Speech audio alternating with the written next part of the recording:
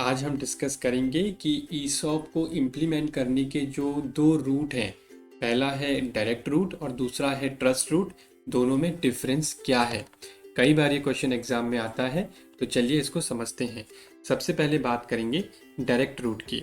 Direct route को एक example से समझते हैं, काफ़ी आसानी से समझ में आ जाएगा।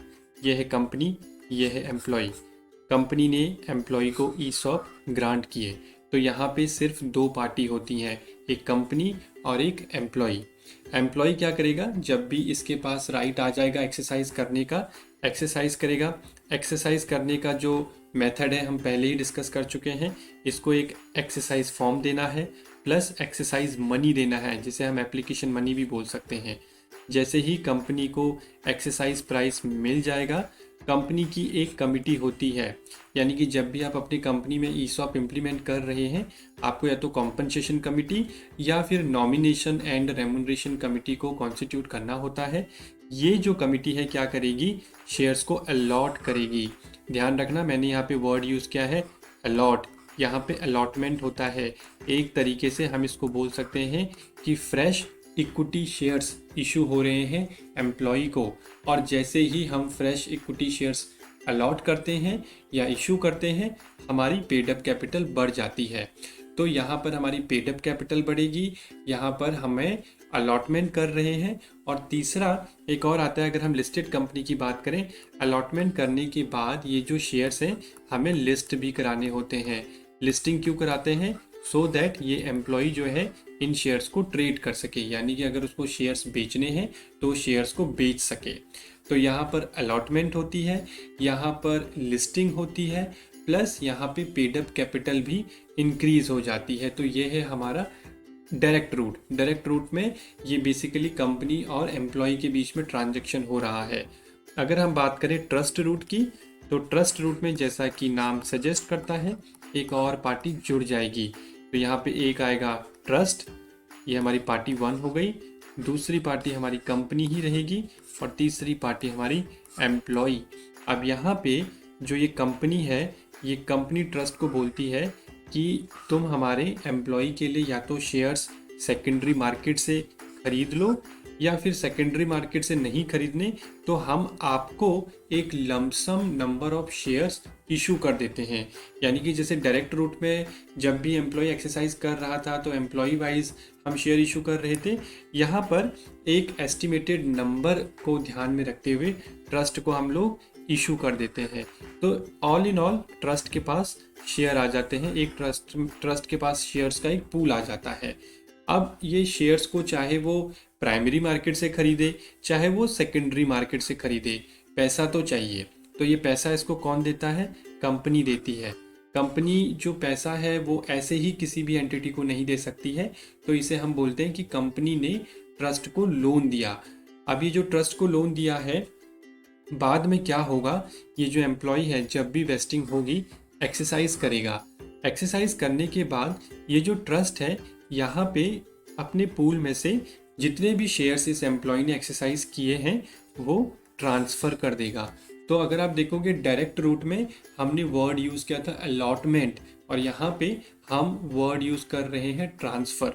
तो ये डिफरेंस है, वहाँ पे अलॉटमेंट ऑफ शेयर्स होता है, यहाँ पे ट्रांसफ़र ऑफ शेयर्स होता है। अब आप ये बताइए कि यहाँ पे हमें लिस्टिंग कराने की ज़रूरत है?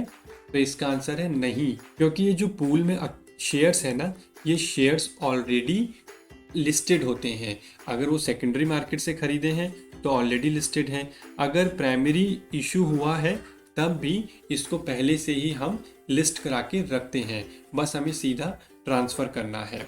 तो वहाँ पे लिस्टिंग मैंडेटरी है, यहाँ पे हमें लिस्टिंग करानी नहीं है। तो ये एक डिफरेंस हो गया। डायरेक्ट रूट में लोन का कोई हिसाब किताब नहीं था, यहाँ पर हमें ट्रस्ट को लोन देना पड़ेगा। अब जब ये जो कंपनी है, ये कंपनी को इसका लोन वापस कैसे मिलेगा? यानी कि जब एम्प्लॉय ने अपने ईसॉप एक्सरसाइज किए तो एक्सरसाइज जो मनी है वो किसको दिया? ट्रस्ट को दिया। ये ट्रस्ट के पास अब पैसा आ गया, ये जो पैसा है इससे ये अपना लोन रीपे कर लेगा। तो इस तरह से ये मैकेनिज्म चलता है। अब बात करते हैं ट्रस्ट से जुड़े कुछ और पॉइंट्स की जो आपके एग्जाम में आ सकते हैं। पहला ये कि ट्रस्ट का जो है कोई एक ट्रस्टी होना चाहिए। कितने ट्रस्टी होने चाहिए?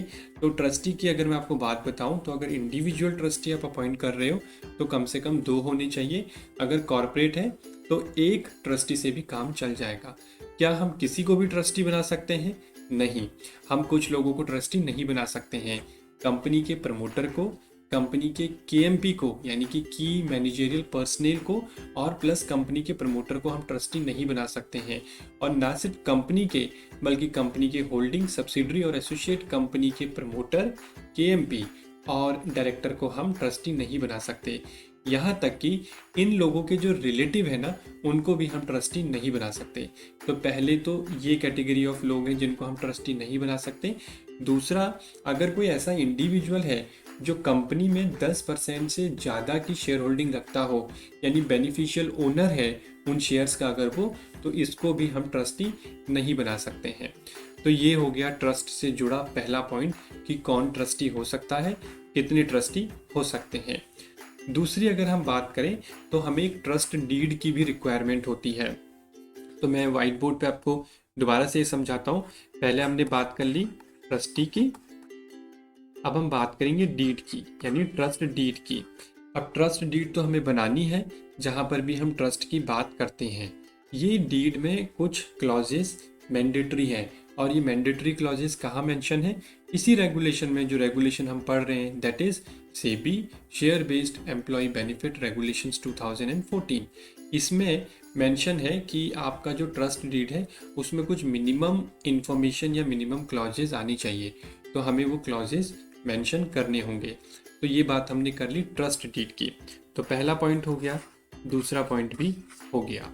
तीसरा पॉइंट अगर हम डिस्कस करें, मान लीजिए एक कंपनी के पास एक से ज़्यादा स्कीम है, तो क्या सेम ट्रस्ट से हम वेरियस यानी कि अलग अलग जितनी भी स्कीम है उनको एक ही ट्रस्ट के थ्रू इम्प्लीमेंट कर सकते हैं? तो इसका आंसर है यस, हम कर सकते हैं।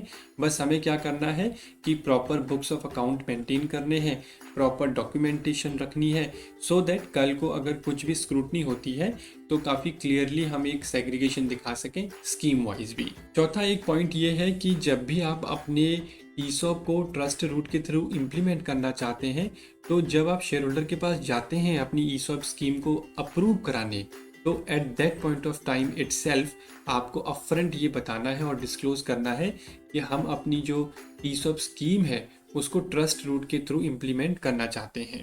तो ये था हमारा पॉइंट नंबर 4। पॉइंट नंबर 5 काफ़ी इंपॉर्टेंट है और ये है वोटिंग से रिलेटेड। अब मान लीजिए किसी कंपनी की टोटल पेडअप कैपिटल है 100 और इस 100 में से ट्रस्ट के पास 10% शेयर्स है। तो जब भी हम शेयर होल्डर जो रिजोल्यूशन पास करते हैं तो उसमें जितने भी शेयर होल्डर्स होते हैं वो वोटिंग करते हैं, लेकिन ट्रस्ट के पास जो शेयर होल्डिंग है ये 10%, ये वोटिंग में पार्टिसिपेट नहीं करेगी। क्यों? क्योंकि अल्टीमेटली देखा जाए तो ये कंपनी के ही शेयर्स हैं, कंपनी ने एक पर्पस के लिए शेयर्स को ट्रस्ट को दिए हैं। तो यहाँ पर हम जो है वोटिंग फ्रीज कर देते हैं ट्रस्टी की। दूसरा, अगर आपको ध्यान हो और अगर आपने कहीं पढ़ा हो तो एक मिनिमम रिक्वायरमेंट होती है पब्लिक शेयर होल्डिंग की, यानी कि 100 में से कम 25% जो है वो पब्लिक के पास होना चाहिए। ऐसा SCRA में आपको मिल जाएगा। SCRA में एक क्लॉज है, उस क्लॉज में ये मेंशन है। तो ये 25% कैलकुलेट करने के लिए भी हम इस 10% को इंक्लूड नहीं करेंगे और ये काफ़ी ऑब्वियस बात भी है।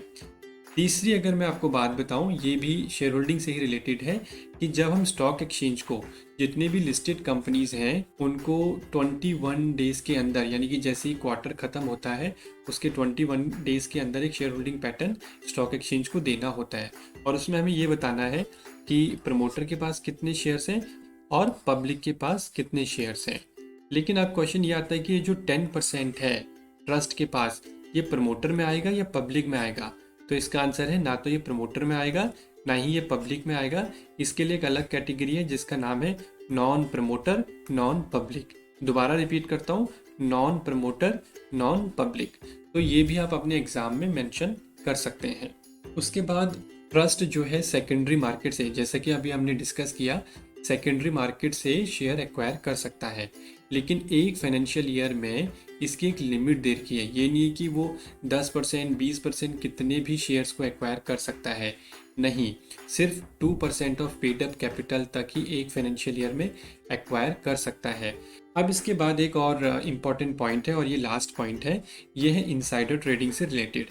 तो जब हम इनसाइडर ट्रेडिंग के रेगुलेशन को पढ़ेंगे तो वहाँ पर एक क्लॉज होता है कॉन्ट्रा ट्रेड का, यानी कि अगर मैंने आज किसी कंपनी के शेयर्स खरीदे हैं और अगर मैं उस कंपनी का डेजिग्नेटेड पर्सन हूँ, तो ये आपको काफ़ी डिटेल में मैं बाद में समझाऊंगा। तो वहाँ पर ये एक रिक्वायरमेंट है कि अगर मैं कंपनी का एम्प्लॉई हूँ तो मैं अगर आज शेयर्स खरीद रहा हूँ तो 6 महीने तक बेच नहीं सकता हूँ, यानी ऑपोजिट ट्रांजैक्शन नहीं कर सकता हूँ। तो इसे हम बोलते हैं कॉन्ट्रा ट्रेड रेस्ट्रिक्शन। तो सिमिलर जो रेस्ट्रिक्शन है वो ट्रस्ट पे भी है, यानी कि अगर ट्रस्ट आज शेयर्स खरीद रही है तो उसको मिनिमम 6 मंथ तक उसको होल्ड करना होता है, 6 मंथ का लॉक इन होता है। और ये इसलिए होता है सो दैट कि हम ये जो ट्रस्ट है ये ट्रस्ट का सही इस्तेमाल करें, यानी कि ये जो ट्रस्ट है ये एम्प्लॉय के वेलफेयर के लिए हो, ना कि हम इसको कोई ट्रेडिंग का मैकेनिज्म बना दें। और ये आपकी एक कंडीशन दी भी गई है कि ये जो ट्रस्ट है ये ट्रेडिंग मैकेनिज्म की तरह काम नहीं करना चाहिए। सो ये डिफरेंस था डायरेक्ट रूट में और ट्रस्ट रूट में। और भी अच्छे से हम पूरे ईसॉप का ये जो चैप्टर है जो सेबी एसबी ईबी रेगुलेशंस 2014 है, इसको और डिटेल में समझेंगे। Now I will see you in the next class. Thank you.